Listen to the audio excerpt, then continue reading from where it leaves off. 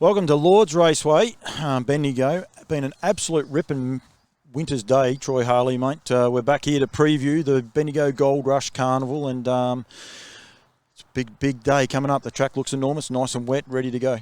Yeah, the weather's been very kind. As kind tomorrow. It's quite funny that these feature races have been run tomorrow. Normally run at Easter and autumn, and you'd think that we're in Easter and autumn with the weather we've had. But yeah, mate, the track looks magnificent. The two boys, Mick and Aaron, do a wonderful job, and they've left a couple of hours back now and turned the sprays on. And Mick will be getting ready to crack a nice cold ale and watch his beloved Richmond Tigers tonight. And they'll be back here bright and early tomorrow for arguably as good a twilight race meeting as what I've seen in my time here at Bendigo, just for depth wise. And the Gold Rush Maiden's obviously our feature race, the Jared Larkin Concreting Gold Rush Maiden.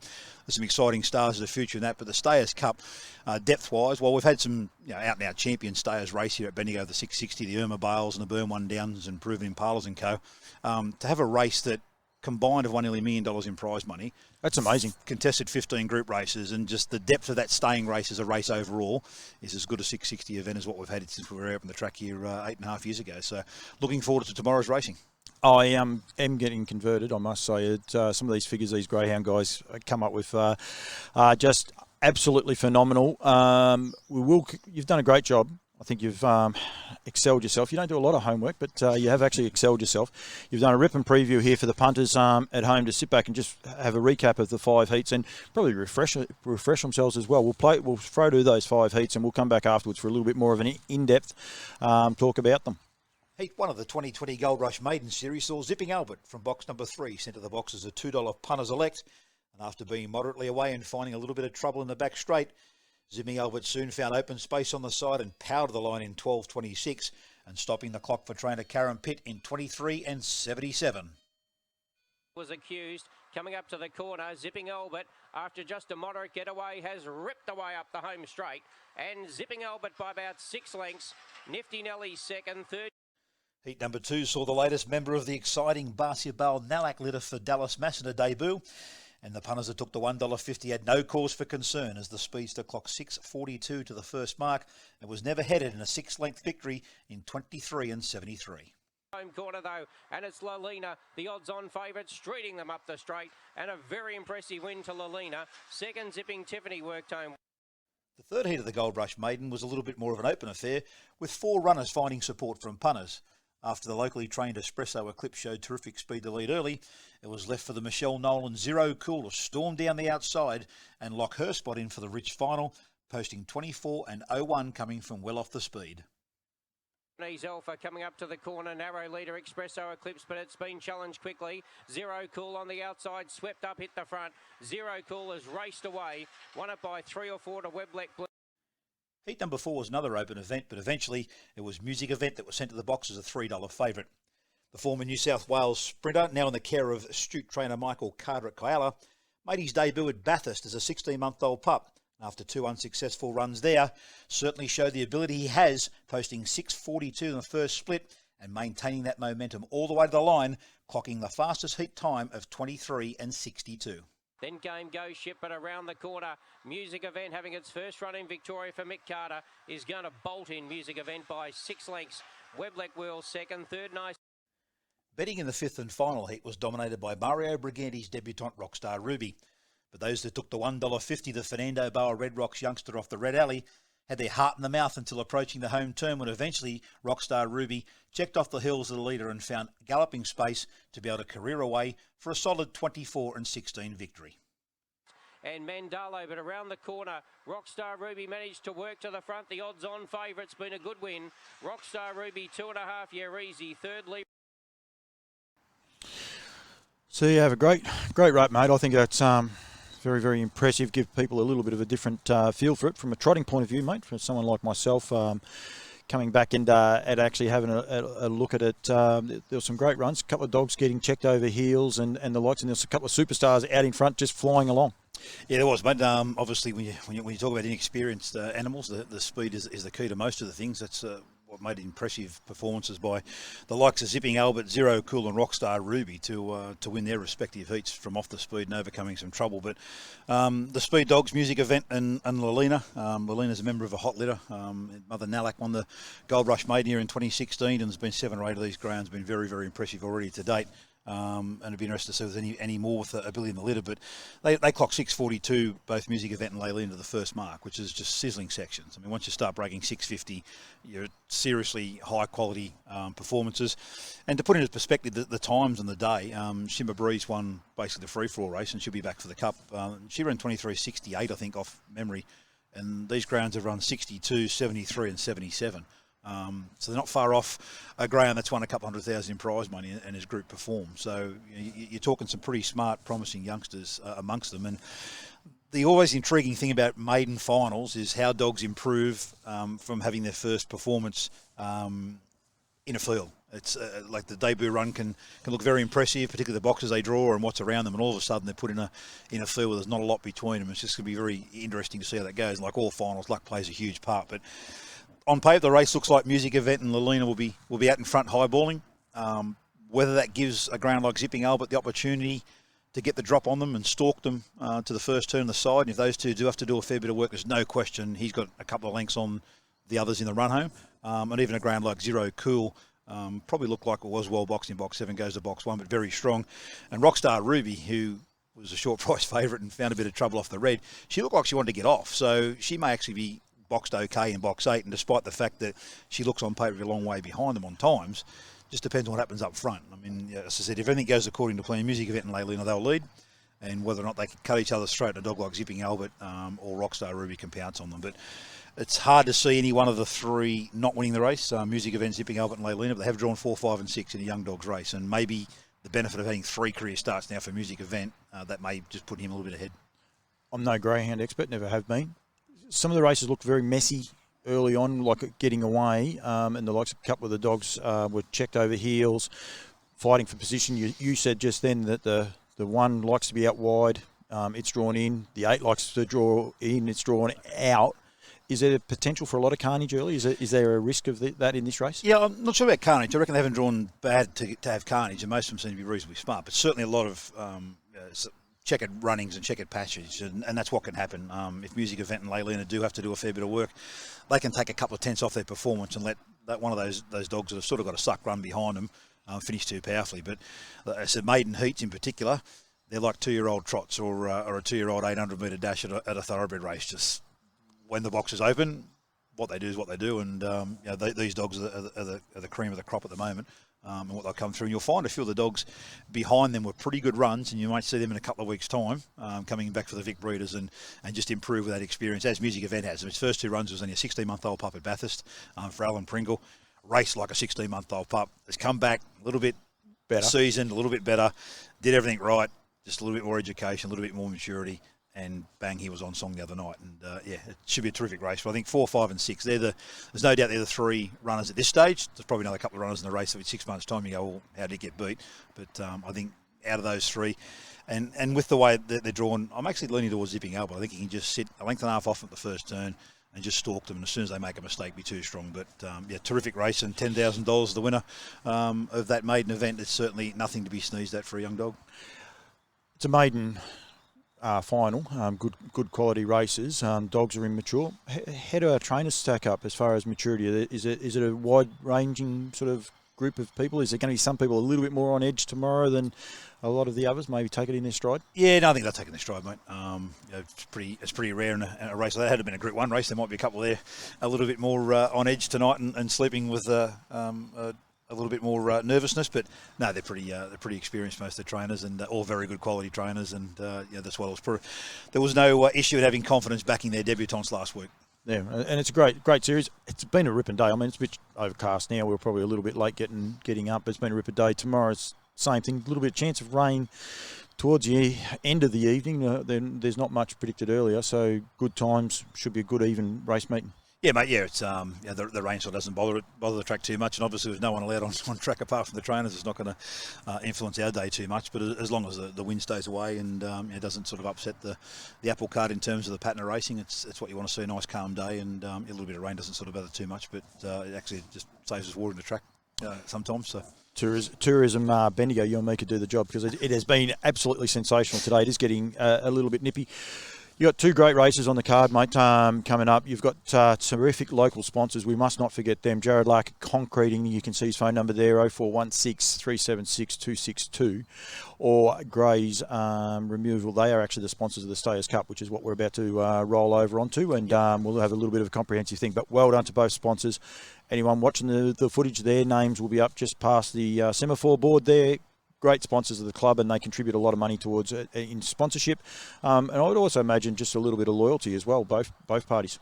Yeah, certainly do. I mean, both parties are participants. The Grays family have been involved in dogs for a long time and still are. And like a punt and get a thrill out of the dogs winning, doesn't matter if it's a tier 3 on a Wednesday. There's always 10 or 12 of the family here when they've got runners involved. And Jared's just a newbie to the game, although he did skite to me during the week that he said just got his trainer's licence a couple of months back. He said 3 starters for 3 winners, and he reckons he's taken over from Alice as being the kingpin, and so to speak, of the family. But I'm still not sure about it. I still reckon Alice has most of the control. But they're both participants, which is a wonderful thing for us. And in these trying times, to have their support to continue and allow us to run these races is a wonderful thing for us to have. I can tell Jared one thing. You're kidding, mate. We've met Alice. She's been on a couple of shows. You might be able to train, but that's as far as it'll go, mate. Just and you keep believing that you'll be right. Stayers Cup, mate. We'll bring out the board here. It's a terrific field. You're saying great lot of runners, and what'd you say? $990,000 in stakes. Yeah, I think just tick under $990,000 in stakes for the 8 runners, and with what they earn tomorrow, they'll basically be $1 million field after the race tomorrow. $12,000 the winner of the Grays Bendigo Stayers Cup, and I think between the top 4 runners in the market at this point in time, they've contested 15 group races. Rajasthan is already a Group 1 winner, winning last year's Sandown Cup. Torwitchery, a Group 2 winner, winning the launching pad and been multiple Group 1 finalist. Blazing Cartier has been Group 1 place and third in the Zoom top, and was recently in the Sandown Cup final, as was Zipping Clifford. So to have those greyhounds, and then you throw in the likes of Look Fancy Nancy, who's actually a half sister to Blazing Cartier, having her joined from New South Wales. An easy choice, an up-and-coming start. It's had 15 starts for 7 race wins, and the likes of Webleck Hayes. That to have those greyhounds sort of sitting on the fringe of the market, it just shows what quality the race is. And there's a fair bit of staying activity on at the moment, but to have that race and be fortunate enough to have this field going around tomorrow afternoon, and at 5:19 in the afternoon, it's certainly a big thing for us. But wonderful race. And at this stage, I think Blazing Cartier probably off the draw, off a 41.82 win at Sandown last start.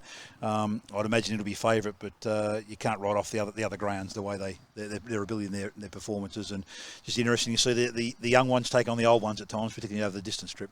Jayville Slick on top pick for the Watchdog, and you not that keen, or? Yeah, no, look at Jayville Slick, certainly not out of it. It's got plenty of ability, but I would have thought that there was 4 or 5 ahead of Jayville Slick in terms of the market and in terms of looking for a tip. But it's quite interesting. The Watchdog says that Torwitchery needs to lead and place best, and it wasn't that long ago that Torwitchery was starting in the top 3 in Group 1 races. So that's the type of race it is. So I certainly couldn't say that none of them have got no chance. I can guarantee you that. It's a wonderful race to have, and it's probably going to be $4 a field, or a similar sort of market to that. And that just shows what type of race it is. When normally these staying races, there's always 1 or 2 good dogs in it that dominate, and they're $1.50 chances, and they win, and it's a great spectacle. But this will be a terrific race. Good to see. A lot of other great races on the program. I actually might have accidentally hit the wrong slide up there just before, so some people may have seen that there is coming up. That's the last 4 legs of the quaddie, which you're going to go over, but are we going to go run through for the rest of the fields very quickly, or do you want to just go to those quaddie legs, mate? Yeah, mate, no, I think we can go through each race and try and find a winner or 2 or some multiples in each race. So I spoke about some of those races that went around last week in the Maiden series, and Jason Formosa's got Espresso Eclipse in race number 1. It showed terrific speed to lead in Zero Cool's race, and just got a little bit tired in the run home, as you saw, and faded to finish third. But there's obviously you're going to drop back a little bit in grade when you're talking about a race like this. So I think Espresso Eclipse will be nice and hard to beat in the first number 2. Probably putting it on top from number 8, Yeah Easy. So if I went 2 and 8 in the first race. In race number 2, I think the Gary George trained Plumber looks nicely placed off. What a great name. The red Plumber. Yeah, it's a terrific race. Isn't it? Terrific name, isn't it? So I think Plumber and perhaps the Formosa boys with Flying Farouk can have a chance as a race-to-race double as well. But I think in race number 2, mate, we'd go with 1 and 4. If Farouk gets up, I expect to see him on social media, boys. Race number 3, I think Roots Rock Right is particularly well boxed out in box number 8. Imagine glad I'm not a race to caller. say that after a long night somewhere, but Imagine me trying to say it now. I think the 3 outside dogs there are the dogs to look for. They're Roots Rock Right, Enid's Angel in 7, and Punk Lass Rocks in box number 6. So I think 6, 7, 8 there in race number 3 in a very open race. Who is our race caller tomorrow night? I haven't checked yet, but whoever it is, good luck. Make sure you practice tonight. Good luck. Race number 4, I think Ray Hennis will be nice and hard to beat. He was 2 up Tomo. He's drawn the red. He's a very nice, strong dog. Hasn't got a great deal of pace, but I think he can position up off the inside at the 500 metres and take some beating there. I think the wings are there. They're 1 and 8. Number 8 Seabrook Stack for Chris Stanton. I think they look the 2 runners in that race in 1 and 8. Mate, the maiden final is race number 5, the first leg of the quaddie. I think if you go 4, 5, 6 and anchor put those 3 as your first leg of the quaddie. You're pretty confident on that too, aren't you? Yeah, I think one of those will win. One of those 3 will win the race. I'm not confident which one, but if we go 4, 5, 6 in that leg of the quaddie. Race number 6, I mean, we're only a week and a bit out from the Bendigo Cup heats. And this race here, you've got Jim Zardashian, the track record holder, sitting in box number 5. Power of Oscar, the Warrigal 400 metre track record holder that clocked 23.50 odd here a couple of weeks back and sizzled at Warrigal after missing the kick last start. It's gone box 8. Midnight Monarch, an exciting youngster, only had the 9 starts for 6 wins. Missed the kick here last week and still clocked 23.76, only getting beat 2 lengths behind Shimmer Breeze and Mapunga Daniel too. Very, very seasoned group performers. So there's a star of the future in Midnight Monarch.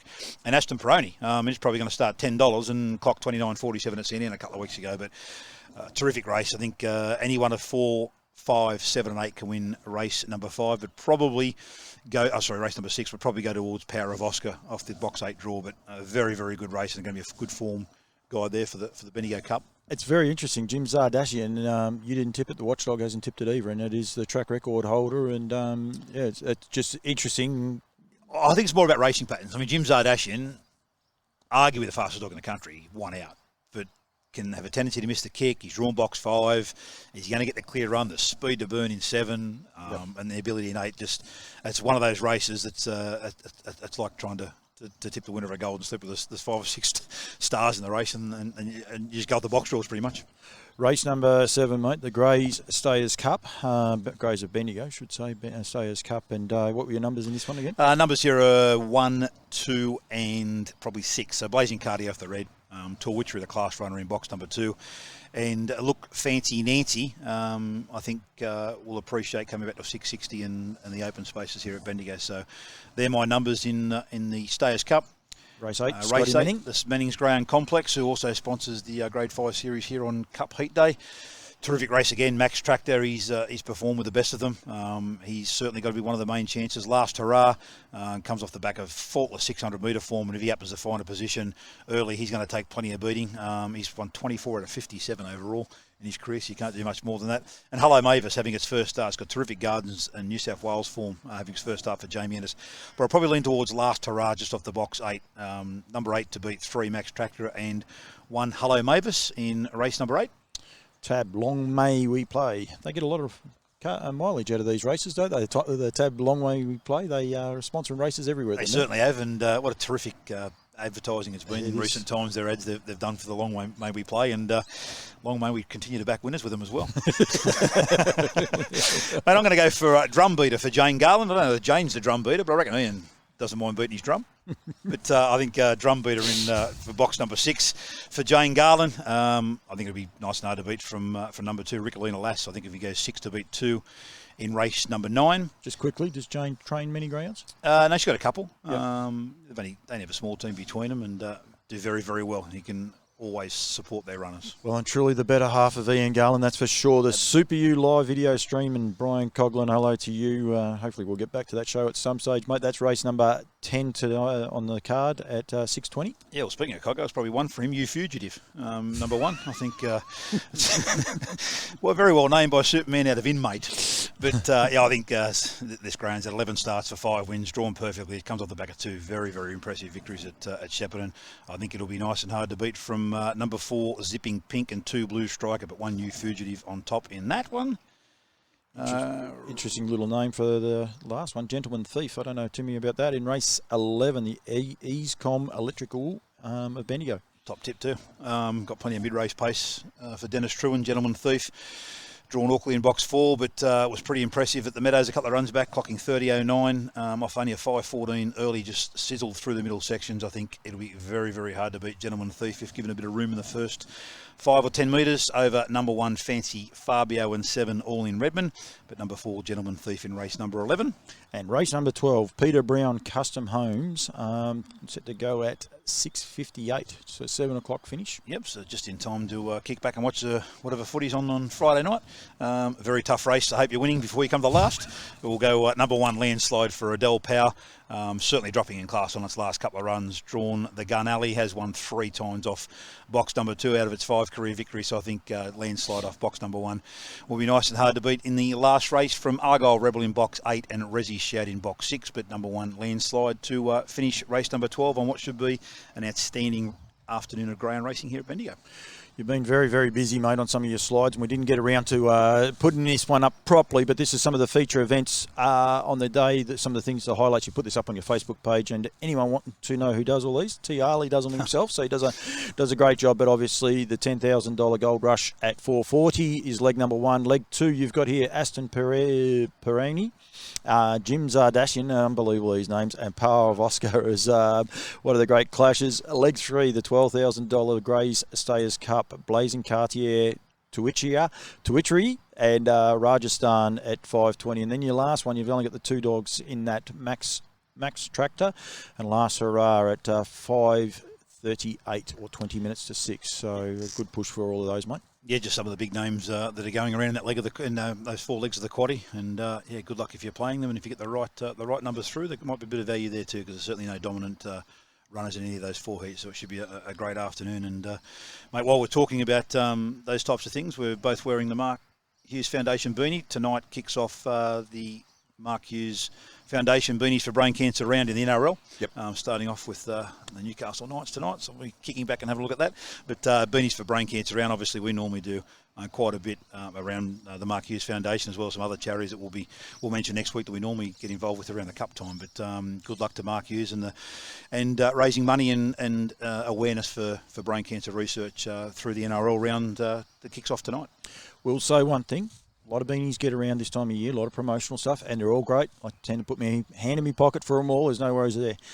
I don't come much warmer, and when you're as follically tested as I am, I tell you can be a fair expert on what's a good beanie and what's a bad beanie. So, well done. Troy Harley, mate, good luck tomorrow. I won't be here. I'll be at sunny Shepparton, but good luck to you guys tomorrow night. And, yes, really ramping up for what's been a big couple of weeks and going to be two more really big weeks of greyhound racing here at Lord's Raceway, Bendigo. Yeah, thanks, mate. It's starting to warm up in winter, and looking forward to the next couple of weeks. Getting cold right now, though. Thanks, Troy Harley.